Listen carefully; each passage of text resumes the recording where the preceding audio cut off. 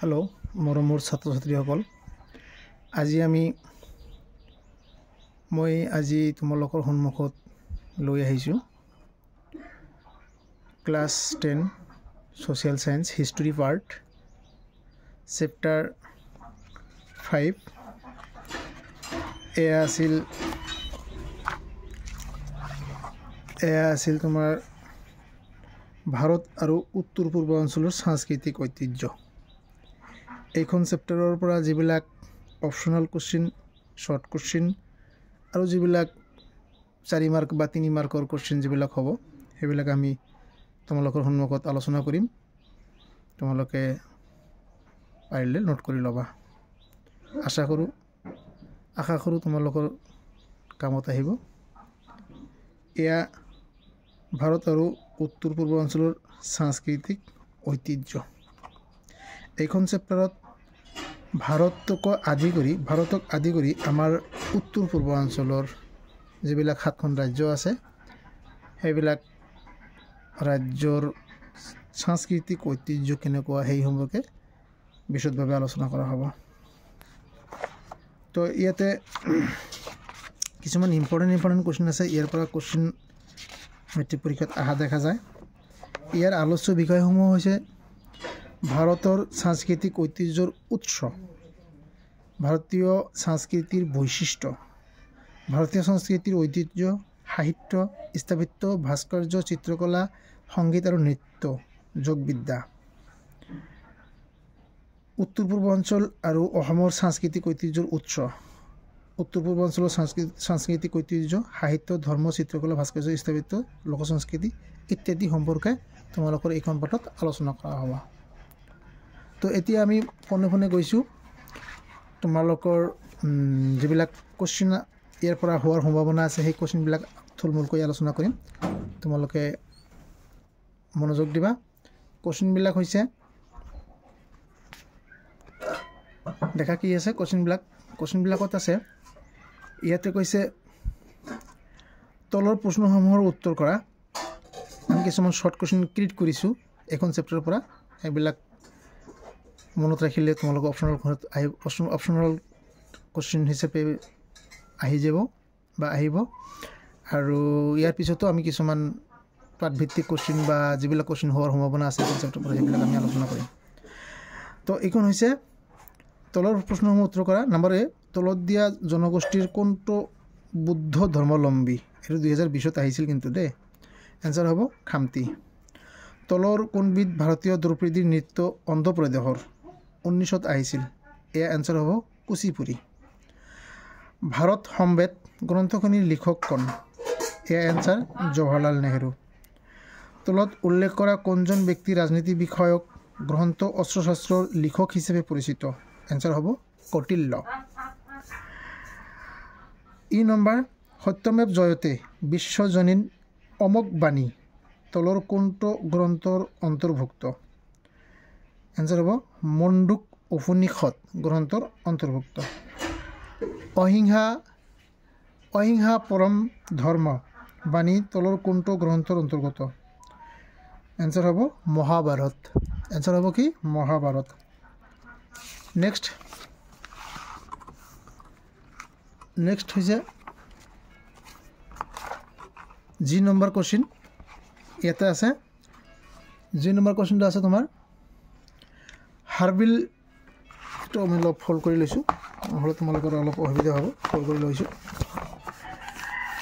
তো ইয়াতে আছে হৰ্ণবিল উৎসৱ ঘাইকৈ তলৰ কোনটো ৰাজ্যত পালন কৰা হয় এনসাৰ হ'ব নাগালেণ্ড হৰ্ণবিল উৎসৱটো হৈছে নাগালেণ্ড ৰাজ্যৰ চেৰাও নৃত্য তলৰ কোনটো সম্প্ৰদায়ৰ এটি নৃত্য এনসাৰ হ'ব মিজো সম্প্ৰদায়ৰ মনত ৰাখিবা দেই সুপ্তকাণ্ড ৰামায়ণ কোনে ৰচনা কৰিছিল এনসাৰ হ'ব মাধৱ কন্দলী অসমৰ প্ৰতিটো বাৰ্তালোচনী অৰুণোদয় আলোচনী কেতিয়া প্ৰকাশ পাইছিল অসমৰ প্ৰথমটো বাৰ্তালোচনী যিটো অৰুণোদয় আলোচনী সেইটো কেতিয়া প্ৰকাশ পাইছিল এনসাৰ হ'ব 1846 খ্ৰীষ্টাব্দত নেক্সট হস্তি বিদ্যাৰ্ণৱ পুথিখন কোনে ৰচনা কৰিছিল এনসাৰ হ'ব সুকুমাৰ বৰকাইতে চপচৰ কুট কোন ৰাজ্যৰ পৰম্পৰাগত উৎসৱ এনচাৰ হ'ব মিজোৰামৰ পৰম্পৰাগত উৎসৱ নাগালেণ্ডৰ হৰ্ণবিল উৎসৱ কি জীৱৰ নামত উৎসৰ্গিত ইম্পৰ্টেণ্ট কুৱেশ্যন এইটো এনচাৰ হ'ব ধনেশ পক্ষী এনচাৰ হ'ব কি তোমালোকৰ ধনেশ পক্ষী ওকে নেক্সট উত্তৰ পূৰ্বাঞ্চলৰ কোন ৰাজ্য মাতৃতান্ত্ৰিক সমাজ ব্যৱস্থা প্ৰচলিত আছে এয়া মেঘালয় কোনজন ৰজাৰ দিনত শিৱসাগৰৰ তলাতল ঘৰৰ নিৰ্মাণ কাৰ্য আৰম্ভ হৈছিল এনচাৰ হ'ব স্বৰ্গদেৱ ৰুদ্ৰসিংহ ৰজাৰ দিনত শংকৰদেৱৰ প্ৰথম নাটকখনৰ নাম কি এনচাৰ হ'ব চিহ্নযাত্ৰা অসমৰ গদ্য সাহিত্যৰ সূচনা কোনে কৰিছিল ভট্টদেৱ এইটো তোমালোকৰ এছামিছতো আছে অসমৰ গদ্য সাহিত্যৰ সূচনা কোনে কৰিছিল ভট্টদেৱ ভাৰতৰ ভাস্কৰ্য শিল্পকলাৰ কোনটো শৈলীত গ্ৰীক ৰোমান কলা কৌশলৰ প্ৰয়োগ হৈছিল গান্ধাৰ শিল্পকলা অজন্তা গুহা ক'ত অৱস্থিত এনচাৰ হ'ব মহাৰাষ্ট্ৰ আজান পীৰ নামে খ্যাত শ্বাহ মিলানে কোনজন আহোম ৰজাৰ দিনত অসমত প্ৰৱেশ কৰিছিল এনচাৰ হ'ব স্বৰ্গদেউ গদাধৰ সিংহ এইবিলাক হৈছে তোমালোকৰ এইখন পাঠৰ পৰা হ'বলগীয়া শ্বৰ্ট কুৱেশ্যন এইবিলাক টেকনিক কৰি কেটাগৰী কৰি বেলেগ টাইপৰ দিব পাৰে সেইবিলাক জাষ্ট এইবিলাক কুৱেশ্যন তুমি যদি মুখস্থ কৰা বা মেমৰাইজ কৰি ৰাখা তেনেহ'লে যেনেকৈ যিমান কেটাগৰী বা টেকনিকেলভাৱে কাটোক তেনেহ'লে তুমি এনচাৰ কৰিব পাৰিবা এতিয়া 2 নম্বৰ কুৱেশ্যন এইটো হৈছে ওজাপালিৰ দুটা ভাগৰ নাম লিখা আৰু উদাহৰণ দিয়া 2019ত আহিছিল এইটো এনচাৰ হ'ব ওজাপালি সাধাৰণতে বেশৰ ওজা আৰু শুকুনানী ওজা নামেৰে দুটা ভাগত বিভক্ত এটা হৈছে বেশৰ ওজা আনটো হৈছে শুকুনানী ওজা বিভক্ত বেশৰ ওজাত মূলতঃ ৰামায়ণ মহাভাৰতৰ কাহিনীক লৈ বৈষ্ণৱী গীত গোৱা হয় আনটো মনসা দেৱী তুষ্টিৰ বাবে গোৱা গীতেৰে শুকুনানী ওজাপালি গোৱা হয় এনেকৈ এনচাৰটো লিখিলে বঢ়িয়া এনচাৰো মানে ভাল এনচাৰ হৈছে বুলি আমি ক'ব পাৰোঁ ফুল মাৰ্ক পোৱা যাব দৰং জিলাৰ দুটা লোকনৃত্যৰ নাম উল্লেখ কৰা 2020ত আহিছিল এটা হৈছে ডেপু ডুলিয়া আনটো হৈছে বৰডুলিয়া দেওধানী নৃত্য তিনিটা আছে তাৰ যিকোনো দুটা দিলেই হ'ল সংগীত নাটক একাডেমীৰ দ্বাৰা বঁটা প্ৰদানেৰে সন্মানিত হোৱা অসমৰ দুগৰাকী খ্যাতনামা শিল্পীৰ নাম প্ৰতিমা পাণ্ডে বৰুৱাও আছে পদ্মশ্ৰী বঁটা লাভ পাইছিল খগেন মহন্ত আছে ৰামেশ্বৰ পাঠক আছে এইবিলাকৰ নাম লিখিলেই হ'ব জীৱনৰ সুখ দুখ ঈশ্বৰ চিন্তাৰ গুৰুত্ব দেৱ দেৱীৰ প্ৰশস্তি আদি প্ৰকাশমূলক দুখন অসমীয়া লোকগীতৰ নাম লিখা এনচাৰ গোৱালপৰীয়া লোকগীত কামৰূপী লোকগীত আৰু টোকাৰী গীত নেক্সট শিৱসাগৰ জিলাত থকা আহোম ৰাজত্বকালৰ দুখন ৰাজকীয় অট্টালিকাৰ নাম লিখা এনচাৰ হ'ব ৰংপুৰ ৰংঘৰ কাৰেংঘৰ গড়ঘৰ তলাতল ঘৰ এইবিলাক হৈছে শিৱসাগৰ জিলাত থকা আহোম ৰাজত্বকালৰ দুখন ৰাজকীয় অট্টালিকা নেক্সট অসমৰ দুখন সাঁচিপতীয়া পুথিৰ নাম উল্লেখ কৰা আনন্দ লহৰী হস্তি বিদ্যাৰ্ণৱ চিত্ৰ ভাগৱত গীত গোবিন্দ আদি হৈছে অসমৰ সাঁচিপতীয়া পুথি হস্তি বিদ্যাৰ্ণৱ পুথিখনত চিত্ৰাংকন কৰা দুগৰাকী চিত্ৰকৰ নাম লিখা দিলবৰ আৰু দোচাই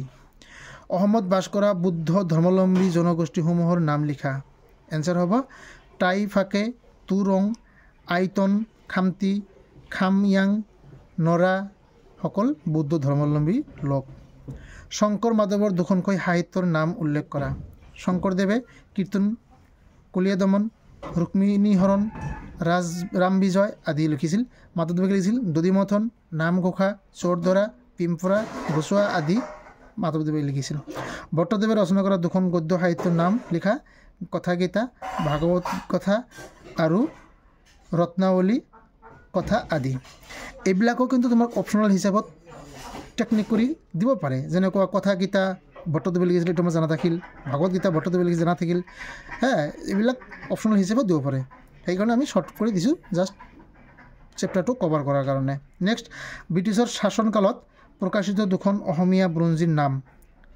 দেওধাই বুৰঞ্জী, কছাৰী বুৰঞ্জী, জয়ন্তীয়া বুৰঞ্জী আদি। অহোম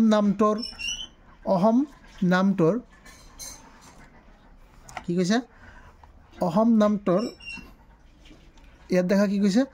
অহোম নামটোৰ উৎপত্তি কেনেকৈ হৈছিল? খ্ৰীষ্টীয় ত্ৰয়োদশ শতিকাৰ পৰা শাসন কৰিবলৈ লোৱা আহোমসকলৰ আছাম অথবা তেওঁলোকৰ পূৰ্বৰ বাসিন্দা বড়োসকলে নামাঙ্কিত কৰা হা-চম শব্দৰ সংস্কৃতকৰণৰ জৰিয়তে অহোম নামটোৰ উৎপত্তি হোৱা বুলি কিছুমান পণ্ডিতে মত পোষণ কৰে। নেক্সট,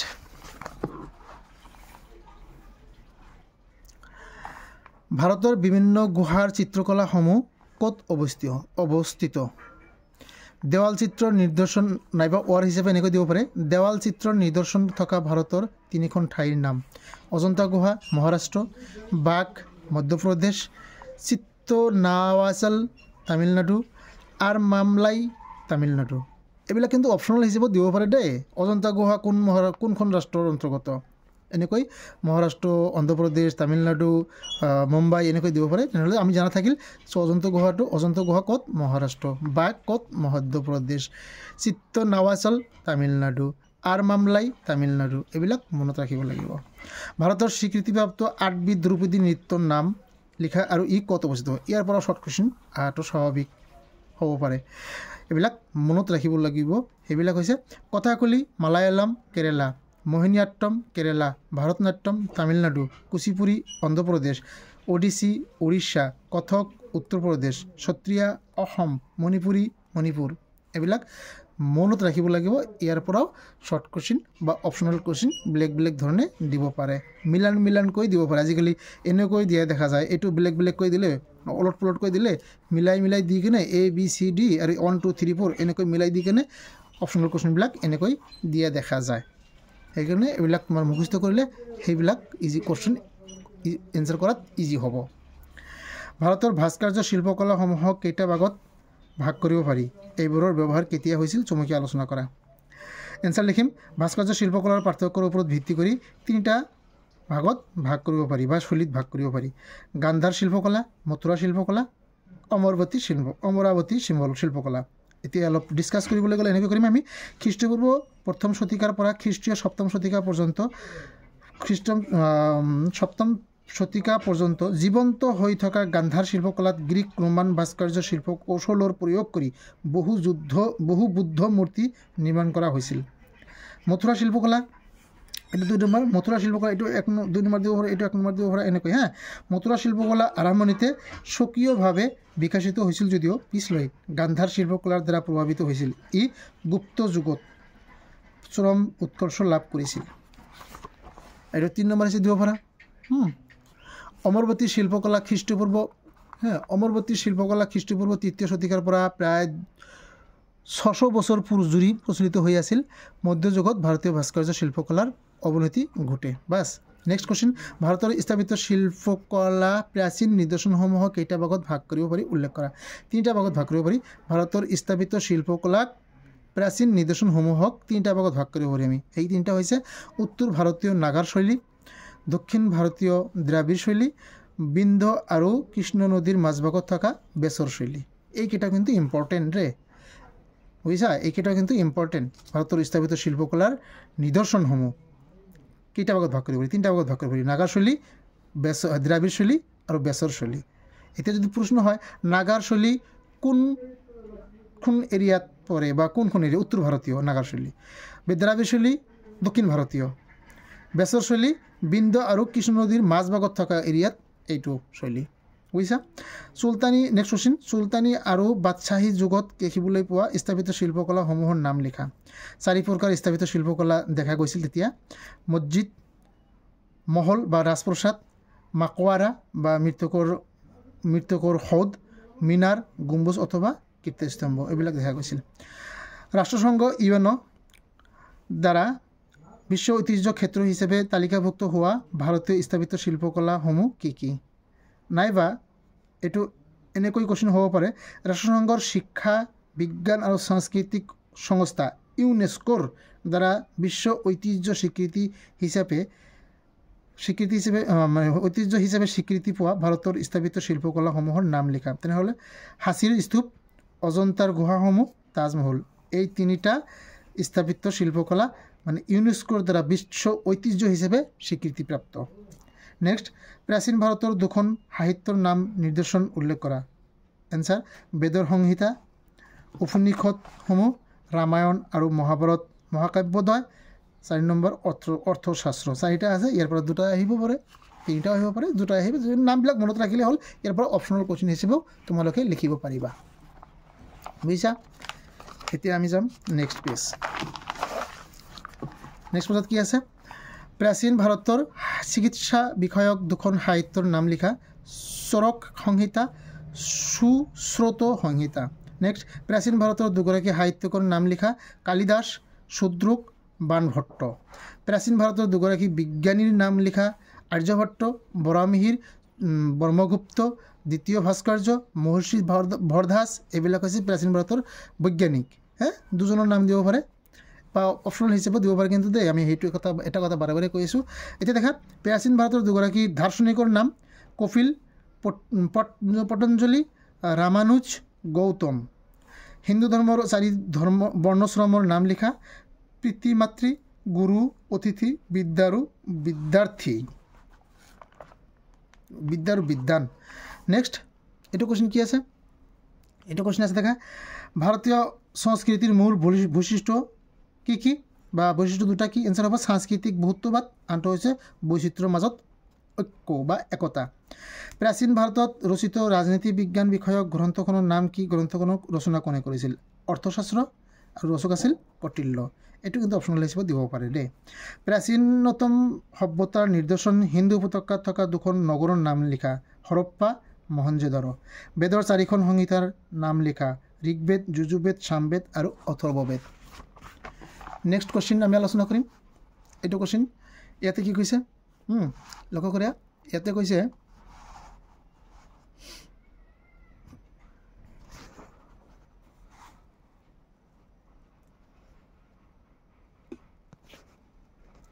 অলপ কি হৈছে, ডিষ্টাৰ্ব হৈ আছে তো, সেইকাৰণে মই অলপ কৰি আছোঁ।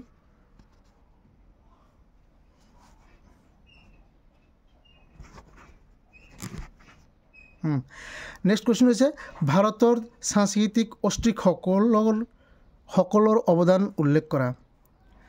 ভাৰতৰ সংস্কৃতিত অষ্ট্ৰিকসকলৰ অৱদান, অষ্ট্ৰিক জনগোষ্ঠী বা অষ্ট্ৰিকসকলৰ অৱদান কি আছিল? তেওঁলোকে কি কৰিছিল? ধান খেতি, কুঁহিয়াৰৰ পৰা গুড় তৈয়াৰ কৰা কৌশল, কপাহৰ পৰা সূতা উলিওৱা কাপোৰ তৈয়াৰ কৰা কৌশল আদি।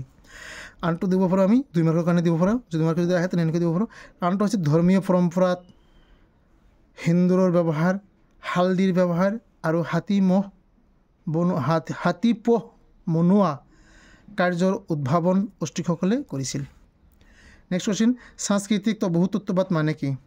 সাংস্কৃতিক বহুত্ববাদে কোনো এখন সমাজৰ সাংস্কৃতিক বিবিধতা আৰু ইয়াৰ প্ৰতি থকা শ্ৰদ্ধাৰ মনোভাৱক বুজায়। ভাৰতৰ বিভিন্ন অঞ্চলত বিভিন্ন জাতি উপজাতিয়ে তেওঁলোকৰ পৃথক পৃথক সৃষ্টি সংস্কৃতিৰ সংৰক্ষণ তথা সংবৰ্ধন কৰিব বিচৰাৰ সময়তে আনৰ কৃষ্টি সংস্কৃতিৰ সৈতে সন্মানৰ ভাৱ পোষণ কৰা দেখা যায়। এইটো হৈছে সাংস্কৃতিক বহুত্ববাদ।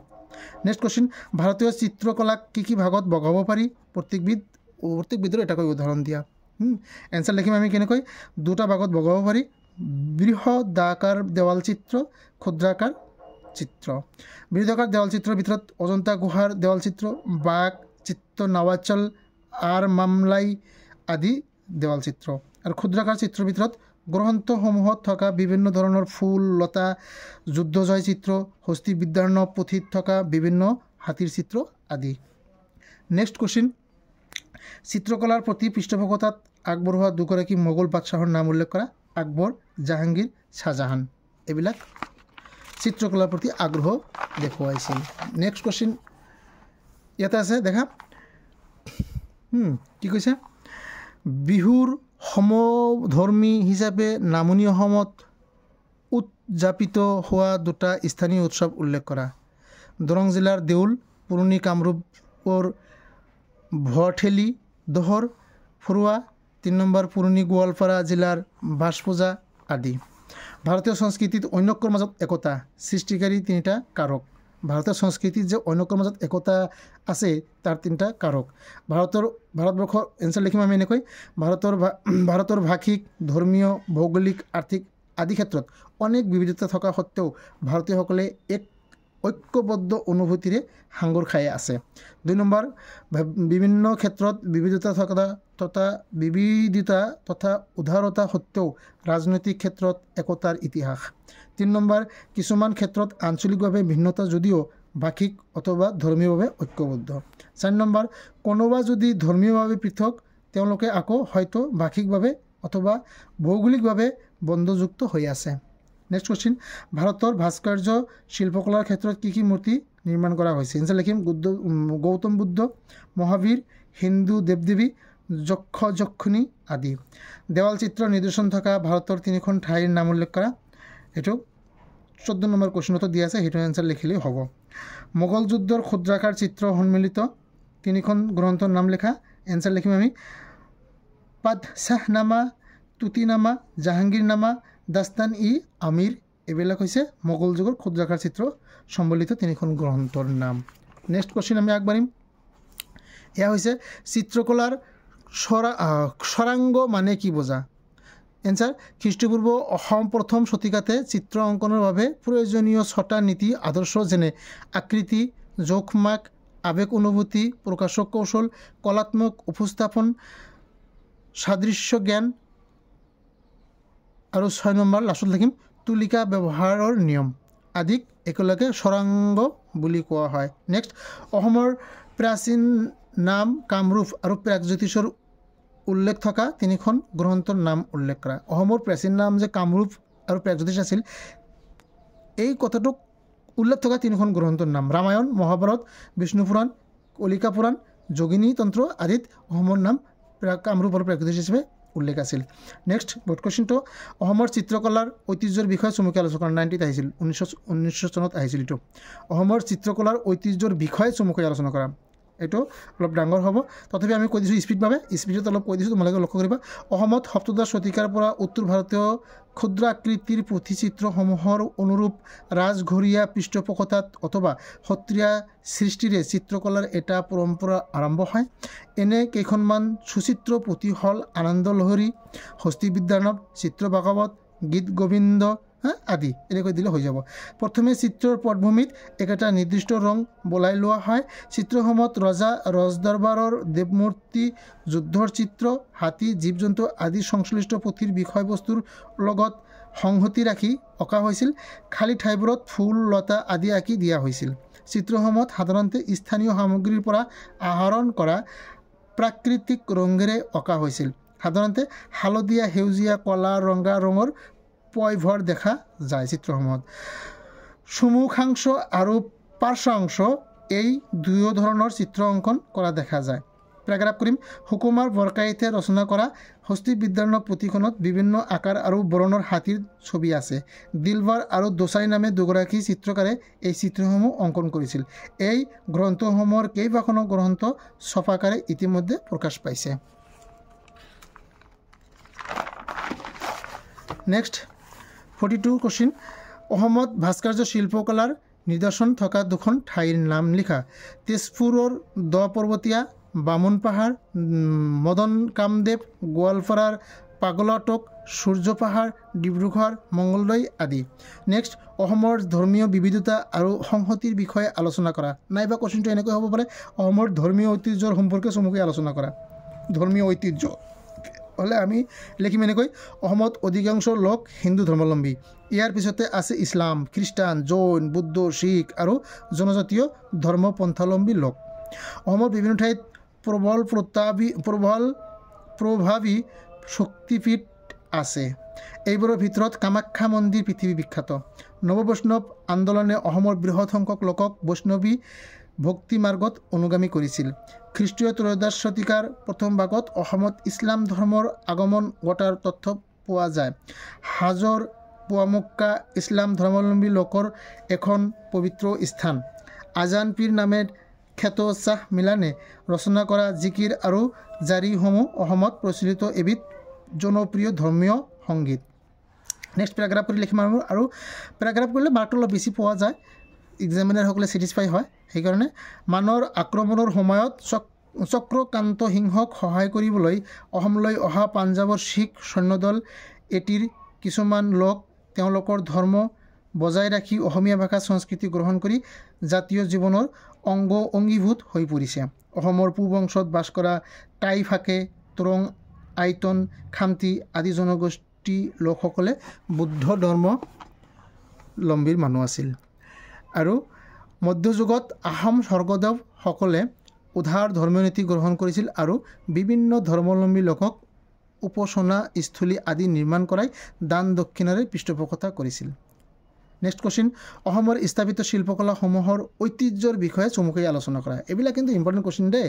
তো এইটো কুৱেশ্যন আমি এনচাৰ লিখিম এনেকৈ, অসমত বৰ্তমান দেখিবলৈ পোৱা স্থাপিত শিল্পকলাৰ নিদৰ্শনসমূহৰ বেছিভাগেই মধ্যযুগৰ আহোম ৰাজবংশৰ অথবা কোচ ৰজাসকলৰ পৃষ্ঠপোষকতাত নিৰ্মিত হৈছিল। শিৱসাগৰ জিলাত আহোম ৰাজত্বকালৰ ৰাজকীয় অট্টালিকা ক্ৰমে ৰংপুৰৰ ৰংঘৰ, কাৰেংঘৰ আৰু গড়গাঁৱৰ তলাতল ঘৰ আৰু ভালেমান মন্দিৰ এতিয়াও বৰ্তি আছে। সেই সময়ত নিৰ্মিত প্ৰাচীন মন্দিৰবোৰ হ'ল কামাখ্যা মন্দিৰ, উমানন্দ মন্দিৰ, নৱগ্ৰহ মন্দিৰ, হাজোৰ হয়গ্ৰীৱ, দেৰগাঁও আৰু বিশ্বনাথৰ শিৱ মন্দিৰ আদি। মন্দিৰবোৰ সাধাৰণতে নাগাৰ শৈলীৰ অথবা বেচৰ শৈলীৰ বৈশিষ্ট্যযুক্ত। মন্দিৰবোৰত সাধাৰণতে দুটা অংশ দেখা যায়, গৰ্ভগৃহ আৰু মণ্ডপ। মন্দিৰৰ শিখৰবোৰ কিছুমান অৰ্ধবৃত্তাকাৰ আৰু কিছুমান কৰ্দৈ চিৰিয়াকৈ দীঘলীয়া। স্থাপত্যবোৰ ইটাৰে সজা অথবা শিলাৰে নিৰ্মাণ কৰা। পেৰাগ্ৰাফ কৰিম আমি। শিৱসাগৰৰ ৰংঘৰটো দুমহলীয়া নিৰ্মাণ কৰা হৈছিল। দুমহলীয়াকৈ নিৰ্মাণ কৰা হৈছিল। সন্মুখৰ বাকৰিত বিহু উৎসৱ চাবলৈ নিৰ্মাণ কৰা হৈছিল। ছালখন এখন খেল নাৱৰ আৰ্হিত নিৰ্মাণ কৰা হৈছিল। আহোম ৰাজত্বকালত ভালেমান শিলৰ দলং যেনে নামধাং, দৰিকা আৰু দিনজয়ৰ শিলৰ সাঁকো এতিয়াও ব্যৱহৃত হৈ আছে। নেক্সট কুৱেশ্যন, অসমৰ লোক সংস্কৃতি সম্পৰ্কে চমুকৈ লিখা যদি কুৱেশ্যনটো কৰে তেনেহ'লে এইটো আমি লিখিব লাগিব। অলপ সৰুকৈ লিখিব পাৰিবা, 3টা বিহুৰ বিষয়ে লিখিছে ইয়াতে লিখি আছে, তোমালোকে অলপ সৰুকৈ লিখিব পাৰিবা, যিহেতু 5 মাৰ্কৰ কাৰণে আহেতো সেইকাৰণে এইখিনি লিখিব লাগিব আৰু নিশ্চয়। ইয়াতে আছে অসমৰ লোক সংস্কৃতিৰ ভঁৰালটি পেটমৰা সম্ভাৰেৰে ভৰপূৰ। লোক সংস্কৃতিৰ ঐমতীয়া দিশসমূহৰ উপৰিও অসমৰ ভিন ভিন অঞ্চলত সম্প্ৰদায়, জাতি জনজাতিৰ মাজত ভিন্ন ভিন্ন লোক সংস্কৃতি পৰিলক্ষিত হোৱা দেখা যায়। অসমৰ লোক সংস্কৃতিৰ কেইটামান বিষয় তলত আলোচনা কৰা হ'ল, যেনে বিহু। বিহু অসমৰ এক অতি আদৰৰ উৎসৱ। বহাগ বিহু, কাতি বিহু আৰু মাঘ মাহত ক্ৰমে ৰঙালী বিহু, কঙালী বিহু আৰু ভোগালী বিহু নামেৰে এইটো এনেকৈ বিহু অসমৰ এক অতি আদৰৰ উৎসৱ। বহাগ মাহ, কাতি মাহ আৰু মাঘ মাহত ক্ৰমে ৰঙালী বিহু, কঙালী বিহু আৰু ভোগালী বিহু নামেৰে বছৰৰ 3টা সময়ত পৃথক নীতি নিয়মেৰে বিহু উৎসৱ পালন কৰা হয়। বিহু নৃত্য গীতৰ সময়ত ঢোল, তাল, বাঁহী, মহৰ শিংগাৰ, পিপা আদি বাদ্য বজোৱা হয়। চাকি বন্তি জ্বলাই খেৰ আদিৰে মেজি সাজি আদি বিভিন্ন ধৰণৰ পিঠা লাড়ু বনাই অসমৰ জনসাধাৰণে বিহু উৎসৱ পালন কৰে। লোকসংগীত আনটো হৈছে কি, অসমৰ লোকসংগীতৰ কথা কৈছে। অসমৰ লোকসংগীত এইটো লিখিম আমি এনেকৈ, অসমত বিভিন্ন পৰিৱেশে তথা বিভিন্ন প্ৰয়োজনত গোৱা বিভিন্ন ধৰণৰ লোকসংগীতৰ প্ৰচলন আছে। কেঁচুৱা টোপনি নিওৱা নিচুকনি গীত, বিয়ানাম, আইনাম, ধাইনাম, কামৰূপী লোকগীত, গোৱালপাৰীয়া লোকগীত আদি বিভিন্ন ধৰণৰ লোকগীতৰ প্ৰচলন অসমত বিৰাজ কৰি আছে। এই ক্ষেত্ৰত বঁটা প্ৰদানেৰে সন্মানিত পদ্মশ্ৰী প্ৰতিমা পাণ্ডে, খগেন মহন্ত, ৰামেশ্বৰ পাঠক আদিও উল্লেখযোগ্য। লোকনৃত্য, ইয়াৰ বিষয়ে লিখিম আমি। লোকনৃত্যটো আমি কেনেকৈ লিখিম? লোকনৃত্যটো হৈছে লোকগীতৰ দৰে অসমৰ বিভিন্ন ঠাইত বিভিন্ন ধৰণৰ লোকনৃত্যৰ প্ৰচলন আছে। এইবোৰৰ দেখা কি কৈছে, এইবোৰৰ ভিতৰত দৃশ্য শ্ৰাব্য অনুষ্ঠান ওজাপালিৰ বিশেষ জনপ্ৰিয়তা আছে। ওজাপালি, বেচৰ ওজা আৰু শুকুৰনানী ওজা এই 2টা নামেৰে বিভক্ত। ওজাপালি, বেচৰ ওজা আৰু শুকুৰনানী ওজা এই 2টা নামেৰে বিভক্ত। ওজাপালি কামৰূপ, নলবাৰী, বৰপেটা, দৰং আদি জিলাত বিশেষভাৱে জনপ্ৰিয়। দৰং জিলাৰ প্ৰচলিত আন কেইবিধ লোকনৃত্য হ'ল ঢেপঢুলীয়া, বৰঢুলীয়া, দেওধানী নৃত্য এইবিলাক। নামনি অসমৰ ভৰতাল নৃত্য, থিয়নাম আৰু উজনি অসমৰ ঢুলীয়া ওজাপালি অতি জনপ্ৰিয় আৰু আপুৰুগীয়া নৃত্য। নেক্সট কোৱেশ্চন হৈছে ভাৰতৰ সাংস্কৃতিক বহুত্ববাদৰ উৎপত্তি আৰু বিকাশৰ বিষয়ে চমুকৈ আলোচনা কৰা। এনচাৰ লিখিম আমি এনেকৈ উল্লেখযোগ্য যে ভাৰতীয় সংবিধানত ৰাজ্যভিত্তিকভাৱে তালিকাবদ্ধ কৰা অনুসূচিত জনজাতিৰ সংখ্যাই হ'ল 705টা। এইবিলাক যে কোৱেশ্চন আমি কৰিছোঁ এনচাৰ আছে বোৰ্ড কোৱেশ্চন, ইয়াৰ পৰাও কিন্তু শ্বৰ্ট কুৱেশ্চন ভালেমান শ্বৰ্ট কুৱেশ্চন তোমালোকে ক্ৰিয়েট কৰিব পাৰিবা বা মুখস্থ কৰিলে এইবিলাক আপনা আপুনি আহি যাব। 2001 চনৰ লোকপিয়ল মতে প্ৰচলিত মাতৃভাষা 1013টা আছে আৰু 3 সহস্ৰাধিক দোৱানৰ প্ৰচলন আছে। দ্ৰাবিড়সকল আৰু আৰ্যসকল ভাৰতত প্ৰৱেশ কৰাৰ আগতেই অষ্ট্ৰিকসকল আৰু তাৰ পিছত ক্ৰমে মংগোলীয় গোষ্ঠীৰ মধ্য এছিয়াৰ পৰা পশ্চিম সমস্ত মস্তিষ্কি গোষ্ঠীৰ লোক ভাৰতত প্ৰৱেশ কৰি বসতি কৰিবলৈ লৈছিল। বুজিছা, প্ৰৱেশ কৰি বসতি কৰিবলৈ লৈছিল। উল্লেখিত নৃগোষ্ঠীসমূহে কালক্ৰমত সংমিশ্ৰণৰ জৰিয়তে বহু জাতি উপজাতিৰ সৃষ্টি কৰিছিল।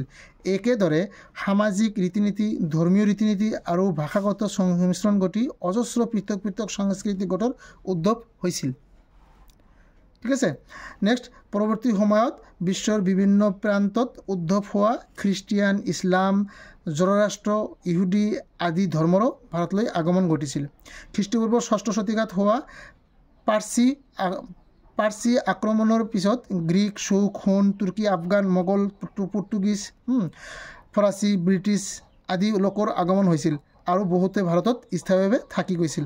এনেকৈ বিভিন্ন সাংস্কৃতিক সংমিশ্ৰণৰ ফলত ভাৰতত সাংস্কৃতিক বৈচিত্ৰ্য বৃদ্ধি পাইছিল।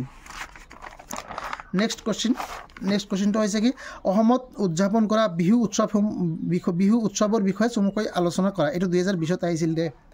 এতিয়া আমি এনচাৰ কৰিম কেনেকৈ।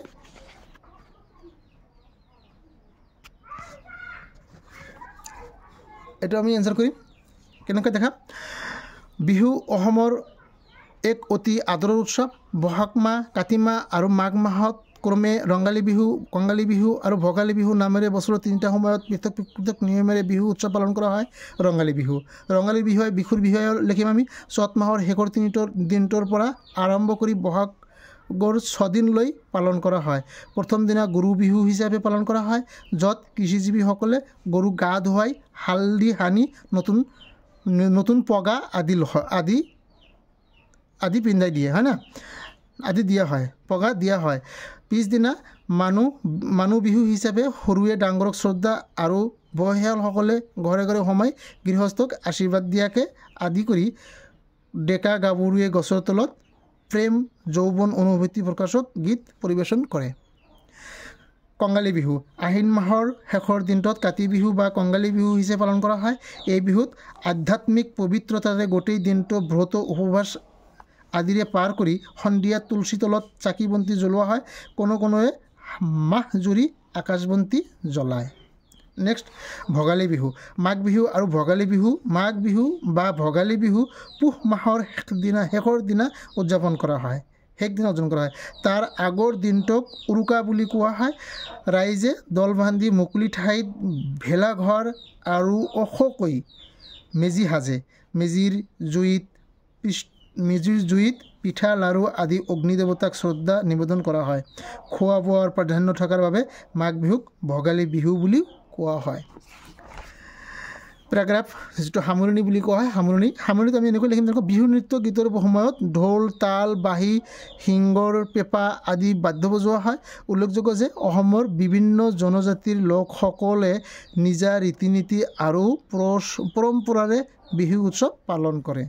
এয়া আছিল আমাৰ চেপ্টাৰটোৰ পৰা হিষ্ট্ৰী চেপ্টাৰৰ 5 নম্বৰ চেপ্টাৰৰ পৰা হ'বলগীয়া প্ৰশ্ন।